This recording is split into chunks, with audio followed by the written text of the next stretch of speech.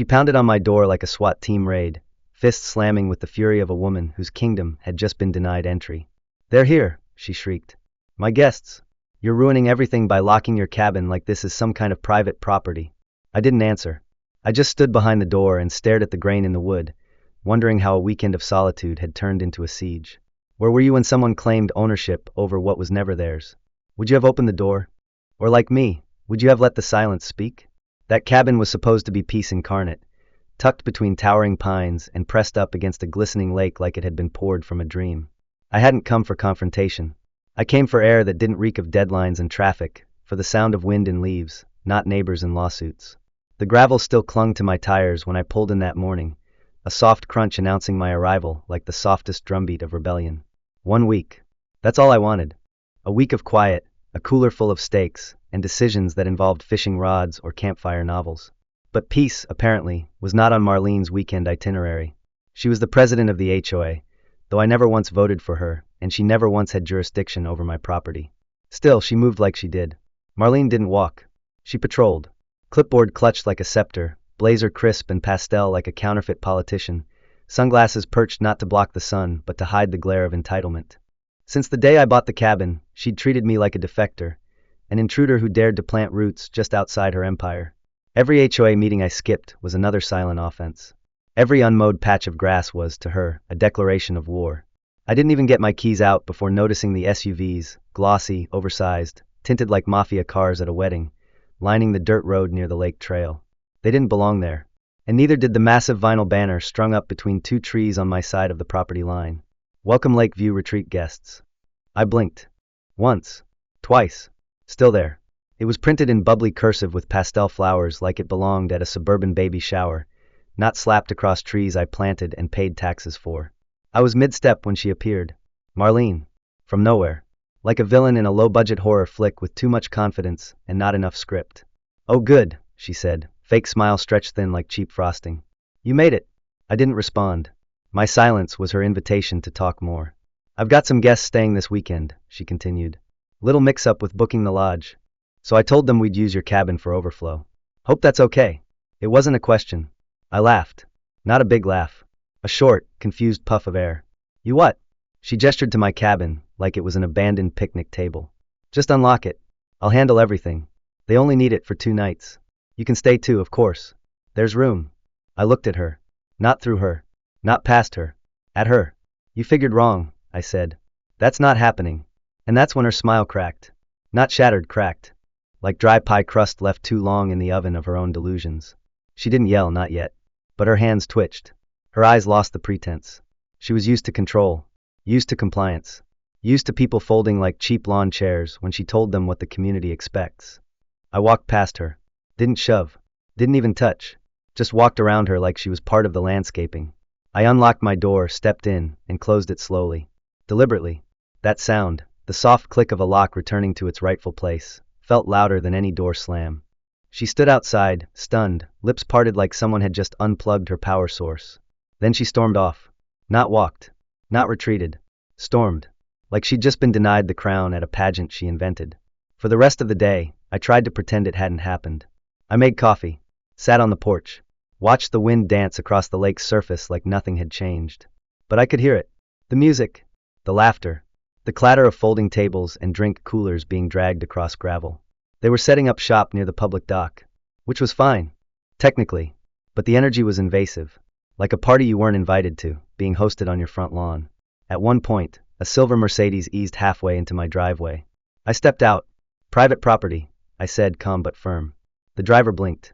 Confused. Like I was the one making things difficult. She mumbled something about being told it was part of the event space. I pointed to my mailbox with my name etched on it. No ambiguity. No loopholes. Just letters and borders and ownership. The sun dipped below the trees and golden hour turned everything cinematic. That's when I heard it. Rustling. Not animal rustling. Human rustling. Deliberate. Slow. I moved like a ghost through my living room, careful not to creak the boards, and peeked through the back blinds. 2 figures. Crouched near the rear entrance. One held something shiny. Not a drink. Not a phone. Bolt cutters. My heart didn't race. It slammed. Like it was trying to break out of my chest and handle things on its own. I flipped the porch light on, loud and bright like a shotgun blast of clarity. They bolted, figures disappearing into the trees like phantoms. I didn't chase. I just picked up the phone and called the sheriff. He arrived 40 minutes later. Badge, boots, and the unmistakable sigh of someone annoyed to be involved in neighbor drama. "Sir," he started, "my Aunt Marlene says this might be a misunderstanding. Maybe you could be a little more neighborly?" That word, neighborly, it stuck in my throat like a fishbone. "Neighborly doesn't mean giving strangers keys to your home," I snapped. He nodded. Didn't write anything down. Just nodded like he was checking a box on his afternoon shift. After he left, I sat on the porch. Darkness had reclaimed the lake, and with it, a sliver of silence. I could hear crickets, an owl, the occasional lap of water against the dock. The night was trying to give me back my solitude, but my peace had already been stolen. The next morning, I woke up to a bright neon tag on my door. Violation of Code 14B, noncompliance with community participation. My cabin sat outside HOA jurisdiction. Always had.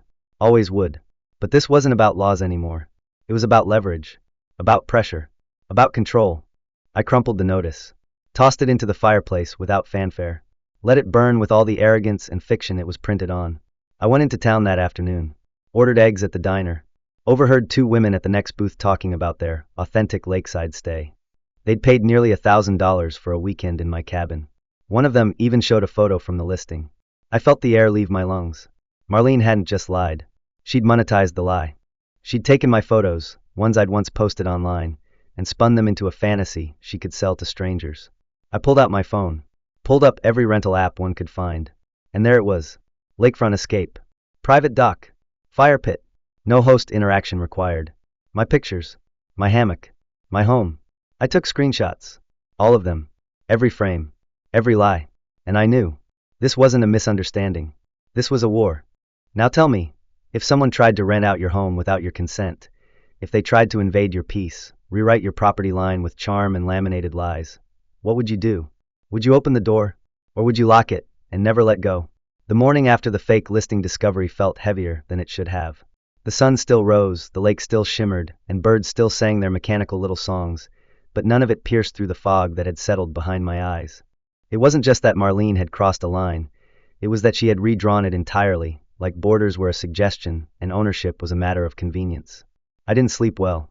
I spent most of the night flipping through tabs on my laptop, collecting screenshots, checking my property deed, scanning the local ordinances just to remind myself I wasn't losing it. My land sat comfortably outside the HOA's domain. It had since the day it was plotted on county records, long before Marlene showed up with her pastel blazer and manicured tyranny. Around 7:30 a.m., I heard the sound of tires crunching on gravel again. Not mine. Not guests. Government issue white. A utility truck. 2 men in orange vests stepped out, walking side by side like twins on a mission. Clipboard, camera, measuring tape. I opened the door before they could get too close and asked what they were doing. One of them, a younger guy with mirrored sunglasses and a soft southern drawl, said they were with the HOA compliance team. "We're just here to do a routine check," he said, as if that explained anything. "I'm not part of the HOA," I replied, already feeling the pressure build behind my eyes. "Well," he said, flipping a sheet on his clipboard, "that's currently under review." Under review. Like geography could be reevaluated, depending on who held the pen. They began inspecting the perimeter of my cabin anyway, pointing at weeds near the dock, muttering about non-conforming paint tones and mailbox-shaped discrepancies. One of them stood crouched in my garden bed, holding a plastic ruler like he was unearthing state secrets. I didn't say another word. I just walked back inside and called my lawyer. She told me to document everything but not interfere. "Let them build the case for you," she said. "Every overreach is evidence." By noon, there was a fluorescent orange flag staked right in the center of my flower bed. The kind used to mark gas lines or no-dig zones. Only this one read, "Pending review, structural compliance." I didn't remove it. I took pictures from 5 different angles. That afternoon, I found a piece of paper nailed to my dock. It was printed in red block letters and laminated like it had been prepped for a storm. Community Asset Temporary Extension. I peeled it off carefully and slid it into a folder labeled Evidence. They were escalating, but they were also getting sloppy. I received a call from Aunt Ruth later that night. She'd heard from an old board contact that Marlene had sent out a confidential HOA-wide email claiming I was in talks to sell my land to a commercial developer. According to her, it was a code red, and the board needed to act swiftly to protect community integrity. Ruth asked if it was true. I almost laughed. Marlene wasn't trying to protect anything. She was using fear as a weapon. If she could convince enough people that I was the enemy, she could justify any action in the name of the collective. That's when the idea hit me, not just to fight back, but to end this. Ruth offered to dig through her old files. She still had the original zoning maps, HOA bylaws, the dusty skeletons of a time when the association had been about potlucks and property values, not empires. The next morning, I bought 3 trail cameras, motion-activated, high-definition, camouflaged like bark. I placed one near the back door, one overlooking the driveway, and a third pointed at the dock. I also installed a chain across the front porch entrance. Not to keep people out, to make it clear they were never invited in. That same afternoon, I received a letter delivered by hand. No envelope, just a folded page taped to my gate like a ransom note. It was from the HOA board, titled Community Mediation Request. It read like a parody of diplomacy. Phrases like perceived tension, emerging grievances, and shared space reconciliation were sprinkled like glitter over a veiled threat. I called the number listed. A woman answered in a chipper voice and said my attendance was mandatory. I told her I'd be sending a legal representative instead. She paused, then muttered something about escalation before hanging up. That night, I sat on the porch and watched the breeze ripple across the lake's surface. A woman emerged from the trees near my tool shed, crouched down, and started measuring the foundation with a flimsy tape measure. When the floodlight clicked on, she froze like a raccoon mid-burrow. I recognized her. She was at the last HOA event, helping hang the welcome banner. A few days later, her name appeared on the community bulletin as the new property compliance officer. I started printing everything. Every screenshot of the fake listing. Every zoning map. Every trespass notice, violation tag, and unauthorized inspection. I slid it all into a manila folder marked evidence and locked it in the safe. This wasn't paranoia anymore. It was documentation. But I also realized I wasn't the only one. I invited a few neighbors over, people who'd once quietly rolled their eyes at Marlene's antics but never dared push back. We grilled burgers, shared beers, and traded horror stories. One guy, Alan, said she fined him $200 for painting his shutters in a disruptive hue of green. A woman named Lisa said her garden gnome collection was reported for visual clutter. But the kicker was from Greg, a retired vet who was cited for unauthorized motor equipment display because he parked his vintage Harley under a tarp. He showed me the citation. It read like a joke written in passive aggression. By the end of the night, we had something forming, an unofficial alliance. We weren't looking for revenge. We were looking for relief. The next morning, a new notice was taped to my power box. Electrical infraction, unauthorized cabling. My wiring hadn't changed in years. The label was crooked, the ink smudged. I peeled it off slowly and added it to the pile. They were trying to wear me down, layer by layer, like erosion. But they underestimated something crucial. I wasn't angry. I was patient. That night, I sat by the fire pit with a beer in one hand and my folder in the other.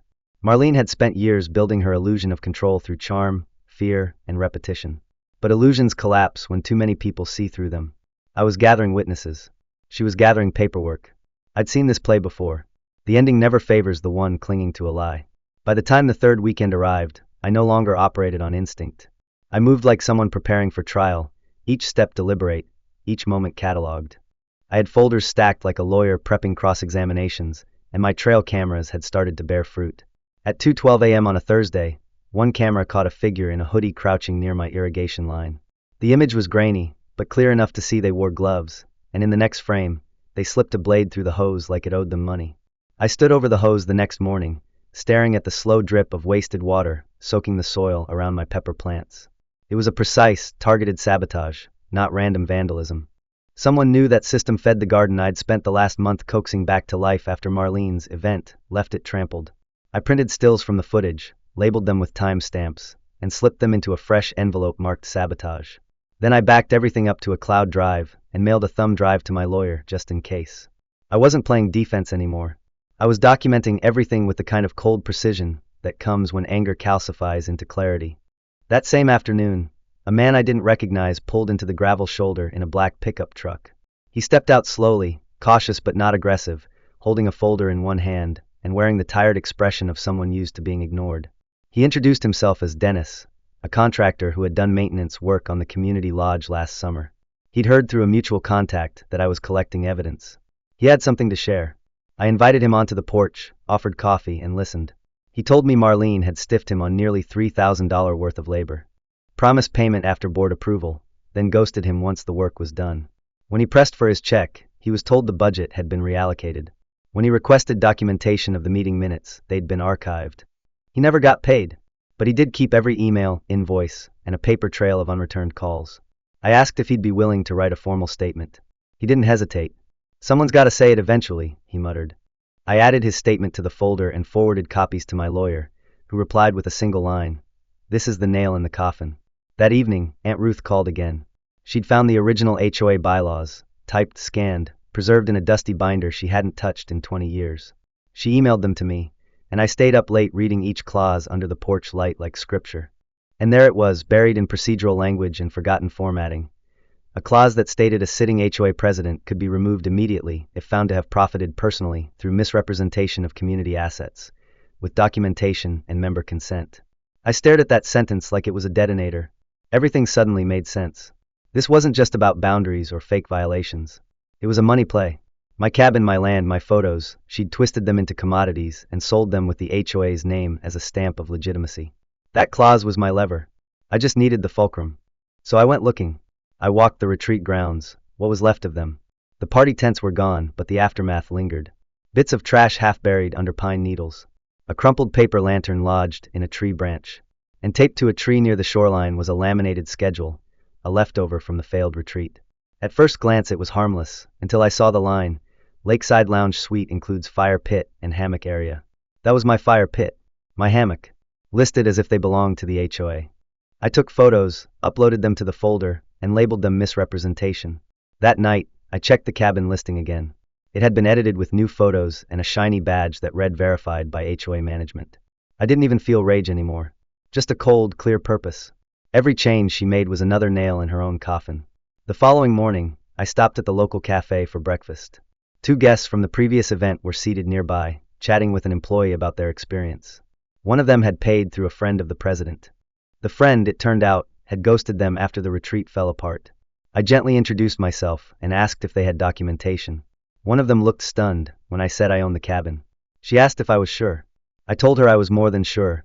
I had the deed, the boundary maps, and a locked door that had never been opened. She seemed genuinely hurt. Not angry, just betrayed. She agreed to write a statement, and I added her payment screenshot to the file. It was becoming a tower now, statement after statement, visual after visual, all pointing to the same name. That evening, I hosted another informal gathering, this time not just for the ones who'd suffered her wrath, but also those who had silently watched. The porch was full of people who had once nodded politely to Marlene at HOA meetings, but were now tired of her reign. Paula brought a casserole. Joel brought cider. We sat in a circle around the fire pit, and I passed around the evidence folder like a shared secret. One by one, people shared their stories. Petty fines. Edited meeting minutes. Mysterious code violations that vanished after contributions were made. It wasn't just abuse. It was a pattern. A method. Paula leaned over and whispered that her father had helped draft the original bylaws. He'd meant for the HOA to protect, not control. She handed me a list of names, residents who might be willing to speak if asked the right way. I thanked her. I would ask. The next morning, I received an official letter from the county zoning department. I had requested it a week earlier and almost forgotten. It confirmed in black and white that my property sat entirely outside the HOA's jurisdiction. It included boundary maps, deed references, and a certification seal. I laminated one copy and taped it to my window. Another I slid under Marlene's office door with a post-it that simply read, "Cease all false claims." By late afternoon, a notice appeared on my gate in a cheap plastic sleeve. It accused me of unauthorized perimeter modifications and visual obstruction of communal sight lines. I almost laughed. The gate had been there for years, long before I arrived. I peeled it off, took a photo, and added it to the evidence. She was desperate now, throwing paper like confetti, hoping something would stick. But what she didn't know was that every forged document, every violation without teeth, every lie told to every guest was just more kindling. And soon, I would light the match. That night, as I reviewed the stills from my trail cams, I found something new, another nighttime visitor. This one crouched near my flower bed, moving like someone on a covert mission. Not vandalism this time. Planting something. The next morning I checked. A tiny plastic stake had been jabbed into the dirt, labeled pending beautification review. It was so absurd I nearly admired the creativity. I left it there, took photos, filed them under fabrication. Then I wrote a letter to the board. I attached 26 pages of evidence. I included sworn statements, payment receipts, zoning maps, and the clause from the original bylaws. I didn't threaten. I didn't beg. I simply requested to speak at the next meeting. Not as a member, but as a citizen. As a witness. as someone who had watched their sanctuary get turned into a product and refused to let it be sold. The time for silence was over. The storm was coming, and this time, I would be the one writing the weather report. The day of the emergency board meeting arrived wrapped in a strange quiet, the kind of stillness that feels intentional, like the town itself was holding its breath, waiting to see if someone would finally call out the lie that had long worn the mask of leadership. I woke before sunrise and brewed coffee strong enough to keep my focus sharp. Outside, mist crawled across the lake's surface like memory, soft and untouchable. I sat on the porch and listened to it all. No footsteps, no cars, no HOA patrols creeping past my property line pretending to check for mailbox color consistency. Just silence. Honest, heavy, healing silence. By 8 a.m., my cabin had transformed into a war room. The folder was no longer a folder. It was a binder, divided by tabs, laminated highlights, photographs annotated with time stamps, maps marked in red ink, and a thumb drive prepared for backup should anyone doubt what was shown on paper. Aunt Ruth arrived in a linen suit that looked like it belonged to a courtroom rather than a lakeside lodge. She carried a briefcase older than me and smiled like someone who had waited years to see the house of cards finally collapse. She didn't need to say a word. Her eyes said it all. We drove to the HOA hall, which was technically just a repurposed boathouse with folding chairs and a dusty podium, but that morning it felt like a courthouse. A small crowd had already gathered outside. Some were whispering, some scrolling through their phones, others just watching. I recognized a few faces from the retreat, others from the neighborhood barbecues. People who had once avoided eye contact now nodded when they saw me. A quiet alliance had taken shape. Inside, the board sat in their usual formation, 7 members, each seated in the same position as if assigned by fate. Marlene sat at the head of the table, still clutching her clipboard like it could save her. She wore a coral blouse and a pearl necklace too tight around her throat. Her face was pale but her eyes were hard. She scanned the room, calculating. As we entered, the room shifted. Phones came out. Whispering stopped. All eyes turned toward the woman who once commanded every conversation by simply refusing to listen. This time, she was the one being listened to. I took my seat at the center table reserved for speakers. Aunt Ruth sat beside me. The binder between us was a weight that neither of us acknowledged but both of us understood. It was our truth, condensed into paper and plastic. The chair of the board, a quiet man named Lionel who usually rubber-stamped whatever Marlene proposed, cleared his throat and called the meeting to order. Today's session was called at the request of a non-member resident, he said, eyeing me with uncertainty, who claims to have evidence of misconduct by a sitting board president. As per Bylaw Amendment 3.2, such requests are permitted if presented with sufficient documentation and concern to the community. I stood slowly, not for dramatic effect, but because the moment deserved steadiness. I placed the binder on the table, opened it to the first tab, and began. I didn't shout. I didn't accuse. I told a story. From the beginning. From the moment I arrived at the lake looking for peace, to the first time Marlene tried to unlock my cabin for strangers, to the forged listing, the ghost payments, the fake violations, the creeping attempts to absorb my property into her illusion of control. I presented photos of the fake community asset sign, copies of the short-term rental listing with my stolen images, the laminated schedule listing my fire pit and hammock as retreat features, sworn statements from guests who had paid and were scammed, screenshots of text messages, a notarized declaration from the contractor she never paid, security footage, county maps, certified zoning documents, and finally, the clause from the original bylaws, highlighted in yellow, stating that any sitting president found to have personally profited by misrepresenting community assets could be immediately removed. When I finished, the room was so quiet I could hear the hum of the overhead fan. I closed the binder and stepped back. Then I did something that hadn't been planned. I stepped aside and let the others speak. The woman who had tried to rent my cabin stood up, hands shaking slightly but voice clear. She explained how she was sold a lie, how Marlene never responded after the payment cleared, how she felt embarrassed and violated when she found out she had been staying next to the very person whose home she had unknowingly trespassed. She ended by saying, "This isn't about money. It's about trust, and someone stole that from us." Next, the contractor stood. He read his invoice aloud, listed the dates he was promised payment, shared the exact moment he knew he'd been ghosted. All I wanted was to be paid for work I did. She made me feel like I was begging. I wasn't. I was just asking to be treated like a human being. Paula spoke. Joel spoke. Even Lionel spoke. He admitted he'd been pressured to ignore certain filings. That some votes were decided before meetings even began. That minutes were rewritten to reflect what Marlene wanted, not what actually occurred. Ruth stood last. She opened her briefcase and produced a list. Violations that were quietly removed, complaints that were buried, decisions that were made without quorum. She spoke not like someone angry, but like someone disappointed. This community was built on the idea of stewardship, not ownership. Leadership, not domination. Somewhere along the way, we let fear become policy and silence become compliance. When she sat down, the room didn't move. Then someone clapped. Not thunderous, not performative. Just one sharp clap.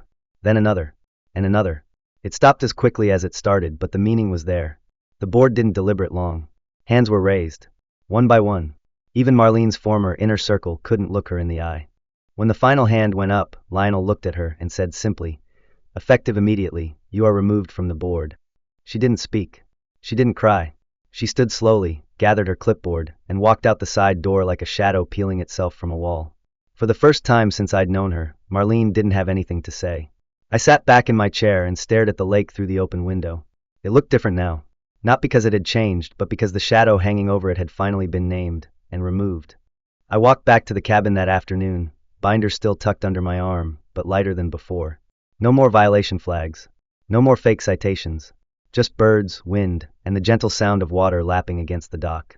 Peace didn't announce itself with a parade. It arrived in quiet, steady breath. I stood on my porch and closed my eyes. For the first time in weeks, I believed it might actually last. The morning after Marlene's removal was different in ways I didn't expect. Not louder or brighter, just honest. The lake didn't shine more than usual, and the birds didn't sing in harmony like some storybook ending, but the air itself felt unburdened, like something dense and invisible had finally lifted. I woke up to nothing taped to my door, no orange flags staked in the flower bed, no unknown cars slowing near the driveway pretending to check a GPS. Just silence. And in that silence, something rare bloomed, ease. I brewed coffee, stepped onto the porch, and stared at the water until the mug cooled in my hand. For the first time in months, I didn't have to brace for whatever came next. But something did come. A letter. This one wasn't threatening or fake or stuffed in a plastic sleeve. It was printed on simple stationery, hand-delivered and paper-clipped with a card. It was from Nain, the new acting president of the HOA. She introduced herself softly in the letter, acknowledged the chaos, thanked me for my patience, and extended something unexpected, an invitation. She asked if I would consider serving as a liaison between the board and non-HOA residents, someone to ensure transparency going forward. At first, I scoffed. It felt ironic. After everything, to be asked to join anything resembling what Marlene had led felt almost offensive. But I didn't throw the letter away. I folded it, set it on the table, and left it there. Maybe it wasn't an insult. Maybe it was an olive branch. Later that day, neighbors began to drop by. Not many. Just a few. Joel brought a basket of apples from his orchard. Denise offered to help repaint the dock fence. Someone left a folded thank you note on my gate that simply said, "You helped all of us." No name. Just handwriting in neat cursive on floral paper. I tucked it into the old evidence folder, which now felt less like a dossier and more like a relic. A chapter closed. That weekend, I hosted a barbecue. Not for strategy, not to gather testimony or swap stories about HOA violations, but just to live. To laugh. To cook burgers over firewood without wondering if someone was taking photos for a made-up citation. People brought lemonade, guitar music, and stories. Someone joked about starting a betting pool for who would get the first official welcome letter from the new board. Someone else brought a pie labeled, "Not HOA approved," and it became the unofficial theme of the night. I found myself smiling without suspicion, not watching over my shoulder every time laughter erupted. Near the end of the evening, Aunt Ruth pulled me aside. She said she was proud. Then she handed me a faded photo. It was the lake, maybe 30 or 40 years ago. Kids in overalls splashing near the shallows, wooden chairs lining the dock, fishermen drinking from glass bottles and swapping stories. She told me that was what the community used to look like. No forms, no bands, no laminated signs. Just people sharing space, not trying to control it. I looked at the photo long after everyone had left. It stayed in my hand as I cleaned up plastic cups and extinguished the last embers of the fire pit. And for the first time, I understood what this had all been about. Not just my property, not just Marlene's ego, but memory, legacy, reclaiming the quiet power of being left alone. Over the following weeks, small changes began to appear. People repainted fences that had been dull and gray for too long. Wind chimes returned. Garden gnomes, once banned as visual disruption, re-emerged in flower beds like little soldiers returning from exile. A tree swing appeared behind a house at the far end of the lake, the same one that had once received a cease and desist because of sightline obstruction. No one removed it. In fact, someone added a second one. Nain sent out a community message inviting everyone to an open town hall. No closed doors, no fine print. Just voices. Questions. Suggestions. It wasn't perfect, but it was new. And for once, people seemed excited instead of cautious. One morning, I found a small delivery at my gate. It was a wooden sign I'd commissioned months earlier, but almost forgotten about. Carved into the oak were the words, "Private property, unlocked only for friends." I mounted it near the flower bed that Ruth had helped me replant. Not as a warning, but as a boundary gently drawn. A reminder that kindness didn't mean compliance. That generosity worked best when it wasn't assumed. That afternoon, I watched two kids ride past on their bikes and stopped to read it. One of them smiled. The other said, "That's the guy who kept the cabin locked," and gave a thumbs up. I waved back. Maybe that's who I was now. Not the hero. Not the enemy. Just the man who locked his door and waited out the storm. The fake listings disappeared entirely. The short-term rental apps removed the cabin once the fraud reports stacked up. The assistant who had helped Marlene vanished from the board roster. Nobody asked questions. Nobody needed to. It was over. The retreat grounds, once a chaotic mess of overpriced picnic platters and stolen fire pit features, remained empty for weeks. Then slowly, with permission this time, a few families began using the space again. Transparent bookings, attendance limits, visible schedules. One family started a weekend art market near the dock, something Marlene had once shut down for being too informal. Now it thrived. People bought handmade candles, paintings of the lake, birdhouses painted in all the band colors. I started leaving my gate open during the day. Hikers passed by and asked if they could walk the edge of the water. I always said yes. They always thanked me. The difference now was simple. People asked. They didn't assume. They waved. They didn't demand. Respect had returned like a forgotten dialect we were all learning to speak again. One afternoon, the woman who had been scammed by Marlene called me. Her bank had finished the fraud investigation and refunded her money. She and her husband were planning to visit again, this time renting a different cabin. But she wanted to stop by, just to see the porch where it all happened, she laughed. I told her she was welcome to visit, no key required. That evening, I sat by the fire pit with a blanket and a book. The frogs along the shoreline croaked like a chorus of contentment. Somewhere behind me, a wind chime gently rang. And I slept that night with the windows open. No locks. No alarms. Just the wind. Weeks passed.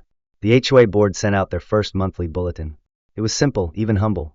It included ideas from residents, voting dates, a note from Nain about returning to the spirit of neighborliness. No rules about tomato trellises. No mandatory mailbox colors. One resident brought back their lawn flamingo collection, complete with tiny sunglasses. No one complained. Someone even added a disco ball. I laughed every time I passed it on morning walks. Then one day, an envelope appeared beneath a smooth river stone on my dock. Inside was a photocopy of a check from Marlene's personal account to someone named Dana Caldwell. Alongside it, a note in familiar handwriting. She paid people to write fake 5-star reviews. No signature. Just facts. I added it to the old binder, which now sat in a drawer instead of on my table. Even though the war was over, the record mattered. Not for revenge. For memory. So it didn't happen again. One afternoon, I accepted Nain's invitation. I joined the liaison group. Not for power, not to watch anyone, but because I understood now how quickly silence becomes permission. If someone ever tried to turn our lake into a market again, I wanted to be in the room to say no. At the next board meeting, people actually clapped when I walked in. I didn't know most of their names, but I knew they knew. I took my seat without ceremony, without defense, just present, just part of it. On the drive home, I passed kids paddling kayaks near the shore, families grilling sausages, dogs chasing frisbees without leashes. No patrols, no warning signs, just life. At the cabin, I spotted a small group of teens taking selfies near the gate. One pointed at the porch. "That's the guy who said no," he whispered. The others nodded, not in mockery, in recognition. And maybe that's my legacy now. Not just the guy with the locked cabin, but the guy who held his ground when it mattered. Who showed that boundaries aren't walls, they're invitations to ask, not take. That silence can hold strength, and stillness can carry a roar. That evening, I built a fire in the pit and sat back to watch the stars emerge. The lake shimmered in their reflection. The trees leaned slightly in the breeze. No threats. No shadows. And for the first time since the beginning, I realized I didn't just survive the storm. I rebuilt the sky it tried to darken.